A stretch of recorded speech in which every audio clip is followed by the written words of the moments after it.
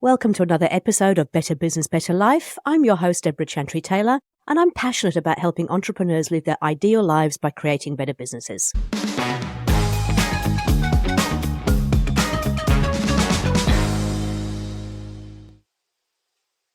I'm a certified EOS implementer, an FBA-accredited family business advisor, and a business owner myself with several business interests. I work with established business owners and their leadership teams to help them live their ideal entrepreneurial life using EOS, the Entrepreneurial Operating System. My guests come onto the show to authentically share the highs and lows of creating a successful business and how they've turned things around in their business using EOS tools and traction.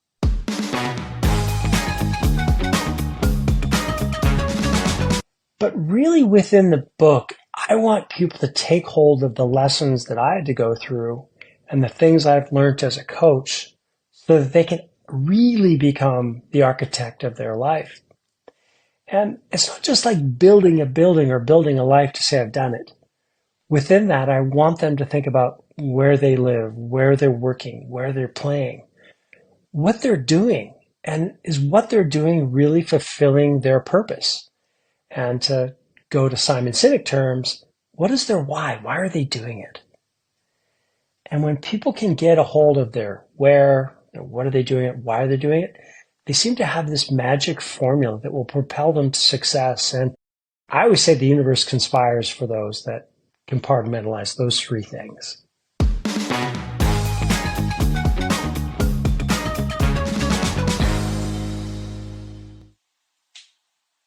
Today's guest says in his reworked book, most everyone will be in the same place this time next year. Make sure it isn't you.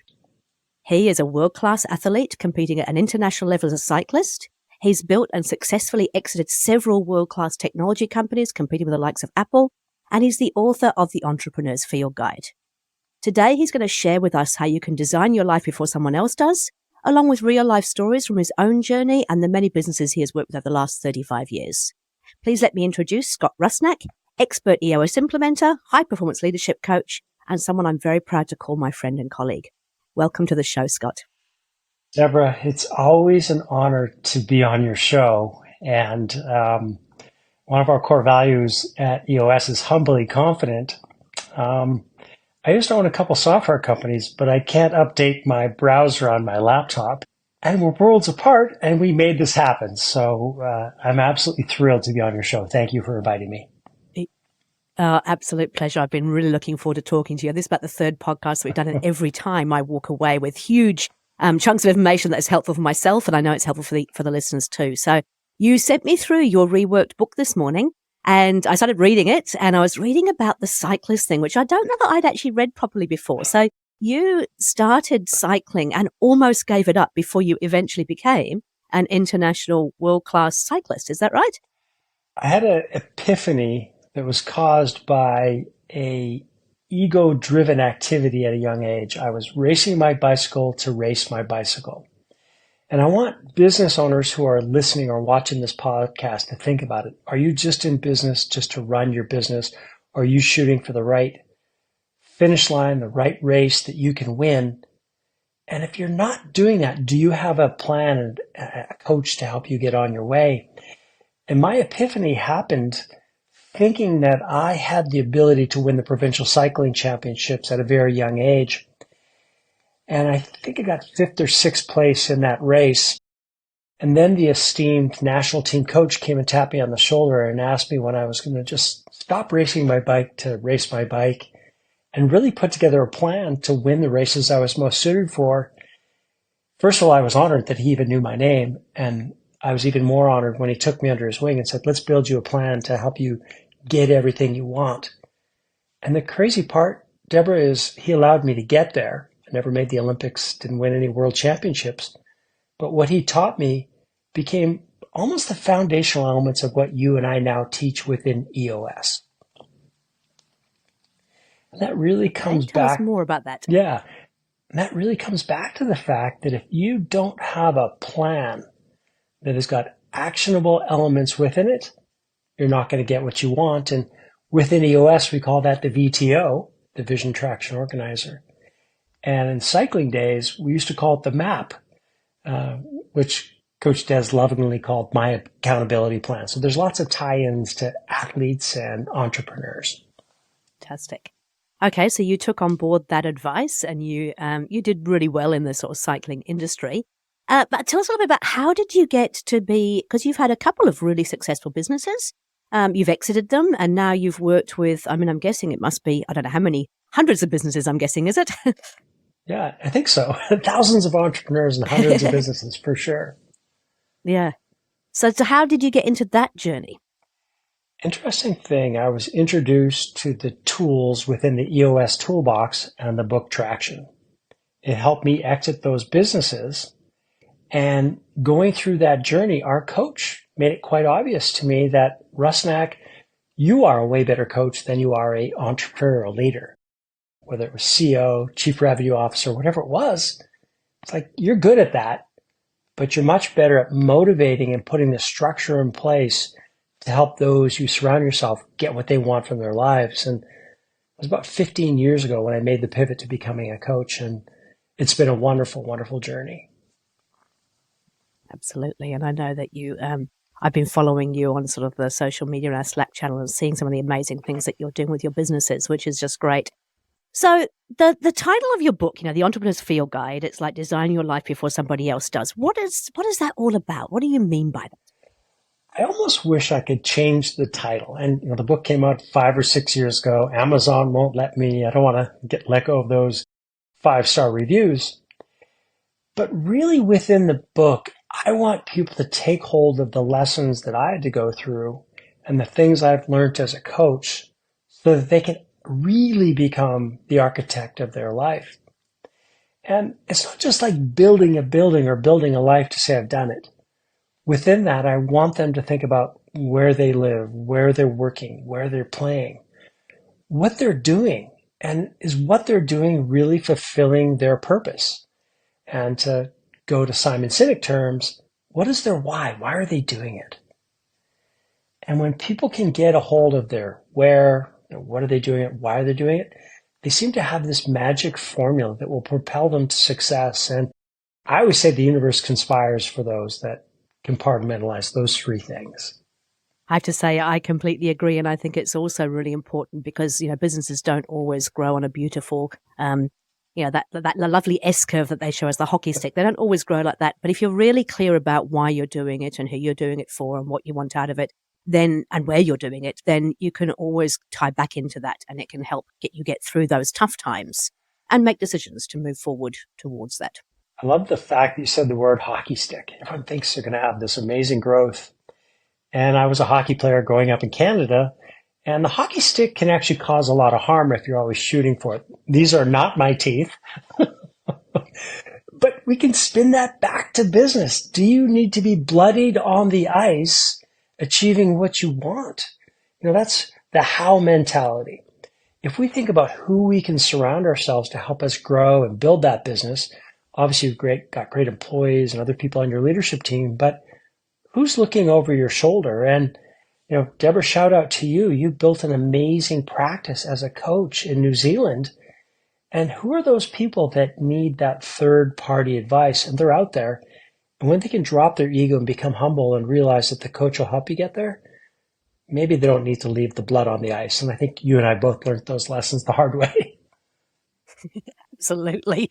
And I would never change it. There's certainly some lessons to be learned that's been good, but I'd like to be able to share that and hopefully stop people getting quite so bloodied on the way. There you go. So you work with what we would consider a lot of high-performing teams. What do you think is the difference between a high-performing team and an average team? Purpose-driven teams that live and breathe with their core values in mind. In Patrick Lencioni's book, The 5 Dysfunctions of a Team, he says it's not technology, it's not finance, it's not strategy that is the ultimate competitive advantage. It's teamwork. And teamwork is that ultimate competitive advantage because it's so hard to find. And once you have it, you never want to let go. So if you can find the greatest team out there, we can talk about the Kiwis, we can talk rugby, we can talk ice hockey, we can talk about any team. But if there's too many I's in team, you're not going to get there. It's the we that will get us there. So quick shout out to Mar Residential and Mark Rohde, a really great client of mine that 5 years ago set this target. And this target was their core target they were really shooting for. And they've been able to assemble this amazing team of young leaders and some that are close to my age. They've really been able to pull it off. So it's the teamwork part, Debra, for me, that's 101 and really having a purpose. And I think some of the businesses that we actually start to work with may have been around for a long, long time. And sadly, the team that gets you to a certain size may not be the team that gets you to the next level up. And sometimes you have to, in fact, regularly you have to review that and say, where are we really headed and what is the right structure for us to actually achieve that? And then do we have the right people to do that? I love it. In every one of the quarterlies, every 90 days when I meet with my clients, I'm sure you do the same, we look at the accountability chart.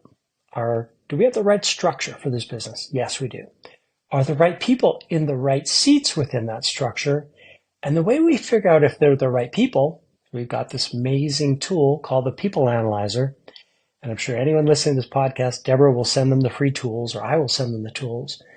But if we can take that People Analyzer that Gino Wickman created in the book Traction and line up our core values and make sure people are a plus across the board and that they get their job, they want their job, and they have the capacity, they have the ability to check up from the neck up before they come in the session, or as a leadership team, we get to evaluate one another. So are they the right people in the right seats, and do they fit that People Analyzer?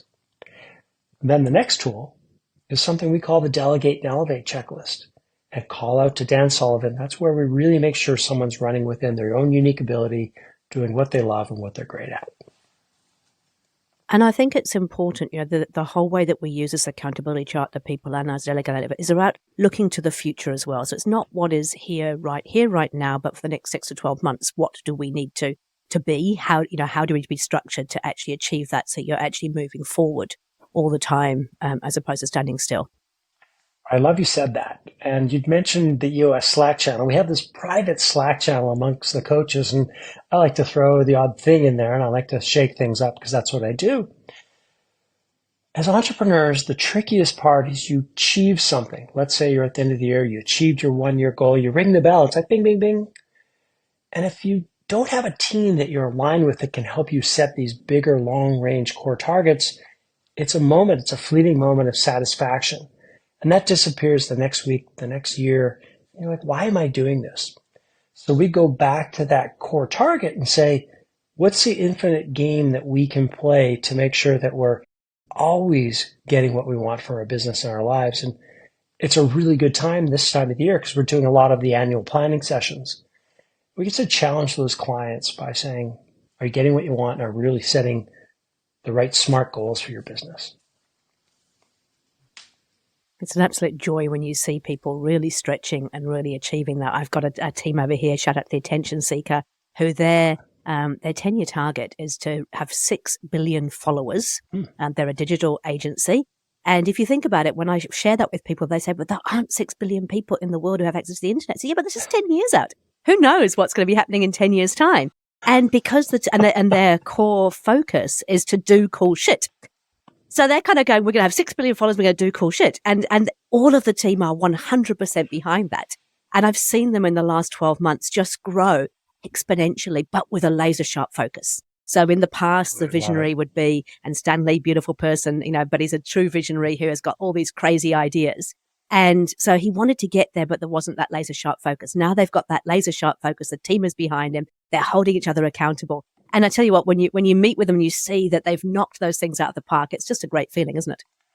Well, I love the fact you said cool shit. I've got some clients going, hey, if we hit this, why don't we rent a private jet and fly to Tahoe and run our annual?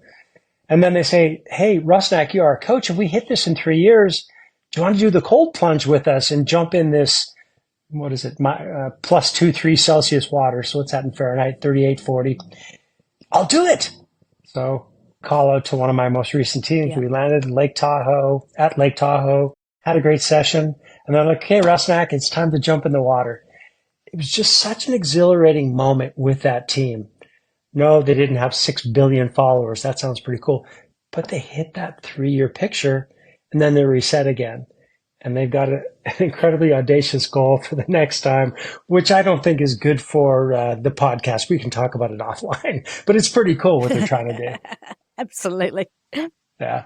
And I saw the picture of you in the plane, so that really kind of motivated and inspired me as well. I want to push my teams to actually really have exciting annual planning sessions and have those kind of rewards for when you achieve, because, you know, it's all about celebrating the wins, celebrating the successes, and then using that to propel yourself forward, isn't it? Yeah. When I start with teams in the journey, I ask them to envision what success looks like in 1 and 3 years. And then I also say to them, in this journey, would you rather be celebrating this achievement with an area with amazing vistas and opportunities to get off site and gel as a team? And I'm not calling out any discount hotels or any other kind of conference and meeting rooms, because I've done sessions in there. But when teams can really come together in an amazing location and do something uniquely different, like Mark Rohde's team, we went skidooing in the mountains behind Durango, Colorado. The team was fired up. They thought it was amazing. We had some great conversations. And then when we returned to the session room the next day, we were on fire, and we really could push through any kind of issue or anything because we were a team. We've done some really cool things together. I'd say that it's very inspiring seeing that happening, and it's also certainly for me, I love seeing it with my teams as well. So I'm really interested, and I ask this question a lot because some people think, well, you know, EOS and designing your life and putting in frameworks and routines and all this stuff, surely that's like hugely restrictive, and what will it do to our creativity, and how can we possibly have fun with that? What do you say if somebody asks that? Say, great. Give any carpenter a toolbox and you can build any building you want. So with EOS, we've got this amazing toolbox, and I say that's 20% of the equation. The other 80%, in my mind, is an infinite game. If you got 20 tools, hang on, let's look at it this way. If you have 6 strings on a guitar, you have infinite possibilities for songs. So with those 20 tools within our toolbox, you've got infinite possibilities to run any kind of business you want. And gosh, I've helped people who launch missiles into the sky, deep sea fishing, landscaping, architecture, dental companies, home builders, you name it. The tools can fit in any entrepreneurial situation. I love that analogy, partly because I am a musician. I love music, but it's absolutely right. It really is. It's just the tools, it's the framework, it's the model. We don't go in there and tell them what to do. We don't go in and tell them how to run their business. We actually enable them to use those 6 strings, 20 tools, to actually create a masterful piece of music. And that piece of music it could be rock, it could be classical, it could be, it's a really great analogy for business, is that actually businesses come in many, many shapes and forms, but it's just about having the right tools to create that music. All I ask, if you're creating that music, don't involve me as the lead singer because I can't sing a note, but I can coach you. That's brilliant. Okay. And so I know that your book is not just about business, right? Because we're both passionate about creating a better business so you can actually have a better life. Mm-hmm. And I have to say that I've really embraced the whole EOS life thing this year. I've planned out my entire year. I've got 4 weeks planned over in Europe. I've got several long weekends. We've just booked our Easter holiday for about a week and a half. And I've worked out where I'm going to travel to, what I'm going to focus on, what keynotes I'm going to be doing. I'm making sure I've got lots of time around that so I'm not quite so stressed this year, because I think last year I perhaps tried to do a little bit too much and got very stressed out with it all. And I like to teach that to the clients that I work with too. It's like business should be, I love business, so don't get me wrong. I could work 24/7 doing business. I'd be really, really happy, but that's not what life is all about. Yeah. So I like to talk to them about how do you actually create the best business so that you can then have time to do the other things that you're really passionate about. So your book is also about that, right? It's about creating not just the business, but the life. You were the one that taught me to get a great big, wall calendar and book out my year and make sure that I'm doing that. I've been doing it now for 3 years, which has been awesome. What are the tips and tools for people that you talk about in the book to help them with that? Let's go back about 35 minutes earlier to when you and I checked in. Like, Scott, how are you doing? I'm like, well, it's annual planning season. There's a lot coming at it. There's a lot of sessions. But the thing that I know is that in 3 weeks, I'll be on a plane. I'll be going to Cambodia and Vietnam with my wonderful wife, riding our bikes, having a great time. So what I do is I start with that goal in mind every year. I plan out my 12 months by putting in vacations and time with people in my inner circle. And I map that out. I know what I'm doing on February the 6th. I know what I'm doing on April the 11th with family, June 14th with family, September, etc. So I start there with the most important people in my life. And then I start to put in client engagements and other things. But you've got to start with your family and those you love first. Yeah, I know that you've got this whole concept, and I can't remember what it's called, but it's that number. Which number is it? What's it called? Where you go that you got your close people, then the not so close people, then the much wider circle. What is the number? There's a name for that number, isn't there? You got me sweating here, Deborah. I'm all excited about it. I went to a talk when I was in the UK about 15 years ago, and the talk was put on by an anthropologist. His name is Robin Dunbar. And Robin Dunbar came up with this number. It's now called Dunbar's number. And I'll try to do this quickly. He said, human beings have only a certain amount of incredible connections they can have in their life. And he came up with this number called 5, 15, 150. We have about 5 to 6 amazing connections with people. They might be your wife, your kids, your mom, your mentor. That's me. I've got 5 that know you better than you know yourself. They know your values. They can poke you in the nose. They can help you. And you can be vulnerable enough to take their advice and really love being with them. Then the next group is the folks you're going to talk to maybe every 2 or 3 weeks. You might go on vacations with them. You'll love to be with them. And then the same kind of folks you could call at 2 a.m. saying, I need some help. You love them. They love you. Then the next group, and he says it's no bigger than 150, and he proved it by looking at medieval times and going into ancient times, saying when groups got bigger than 150, you couldn't have those meaningful connections. There's an increase of crime and other terrible activities would happen in these communities. And he's proven it through science, and there's lots of different ways to look at it. And when I got really straight on Dunbar's number, I realized I've got 5, I've got 18 in the next circle, and then I've got 38. And I beg the listeners to take a little bit of a piece of paper. And funny enough, I was looking at mine again today, thinking, are the right people in there? Do those people get me? Do they want to be with me? Do they have the capacity? And do they understand my core values? So it's a really big tool in my life that I use. And it allows me to really spend time with the most important people.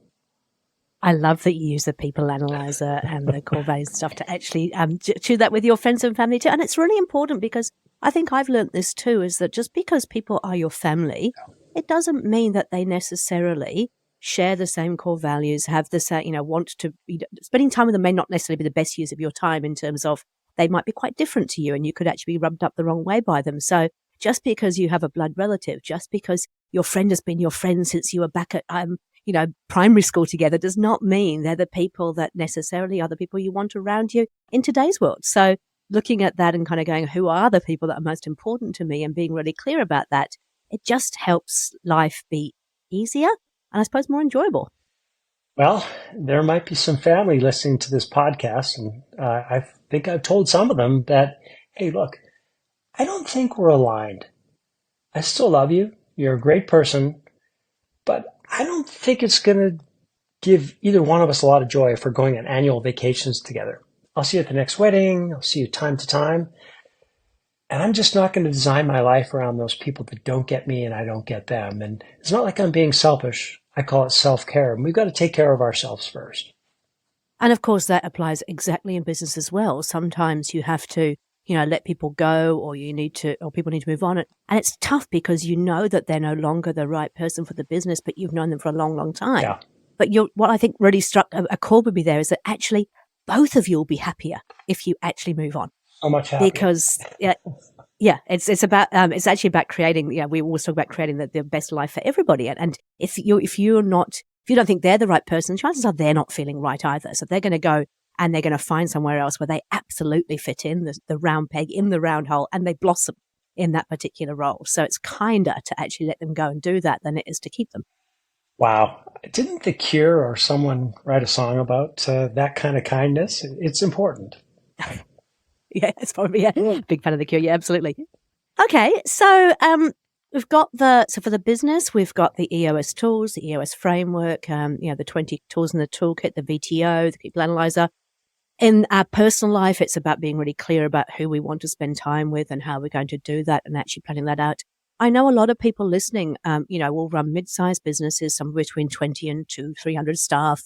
And they're saying, this is easy for you, Debra and Scott, because, you're an individual consultant. You might have a few people helping you, but it's really just you and the business. So you can plan that. You can take these weeks off on holiday. I can't do that because I've got 200 staff I have to look after. What would you say to that? I'd say you're looking at it the wrong way. Much like these glasses allow me to see you better, I need them to think about a different lens they're going to put in their mind. And the mindset that they've got to occupy has got to be a growth mindset going, who's going to take care of these things? And so many business owners, and shout out to Dan Sullivan again, don't think about how you're going to do it. Think about who's going to help you get there. So we set up that delegate and elevate checklist. We set up the accountability chart. Let those people take care of it. And you've got to let go of the vine. And I tell all of my clients they've got to take at least 7 days at minimum every quarter and just walk away from the business. It might not be consecutive, but you got to step away and see what happens. Let your mind clear, because when you come back, you're going to be that much more fascinated. People are going to be revived, and you're going to see how great your staff is, and your business will probably go on a nice trajectory. It is true, isn't it? Because sometimes when you're so busy kind of being in the business, your lens can get, let's call it, a bit blurry or a bit foggy. And so you're not seeing it as clearly. And then, of course, every little thing will then irritate you, annoy you, and you can find yourself being triggered by some of the most ridiculous things. But taking that time out, allowing, I always say, the glass of water with the sand, allowing the sand to settle at the bottom, allow that glasses to clear, will just give you a very, very different way of looking at things. Debra, I'm going to go to a skiing analogy. You're cross-country skiing away. You're going so hard. You're breathing really hard. And you stop. You've been going so hard that your glasses are fogged. And you got to take them off. You got to take a break to realize where you are and what's going on. So many business owners, they're just working so hard. Their glasses are fogged. They're going straight ahead.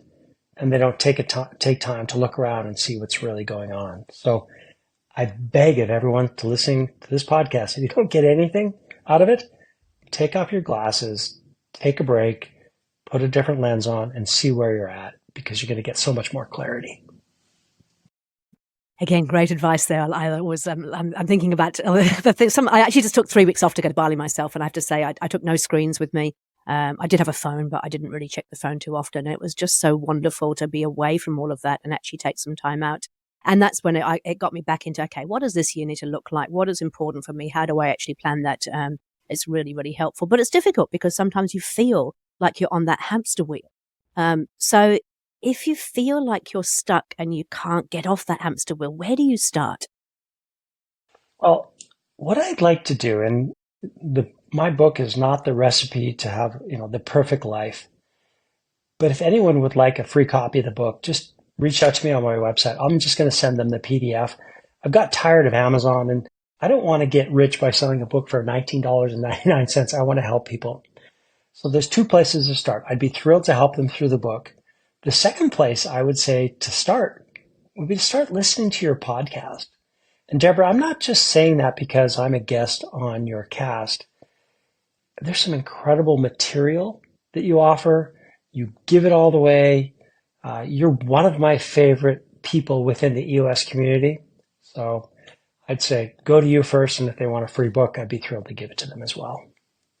That is absolutely wonderful. Okay, so with the URL for that book, can you just give that to me, please? Gosh. Is it scottrusnak.com? Yeah, that's right. Yeah. I was trying to think of the Amazon details. If they just go to my website and send something, a contact form, I'll make sure that even if they're in New Zealand, gosh, I love New Zealand, we'll make sure we get the book in their hands. If they send me an email, I'll get them the PDF version. Perfect.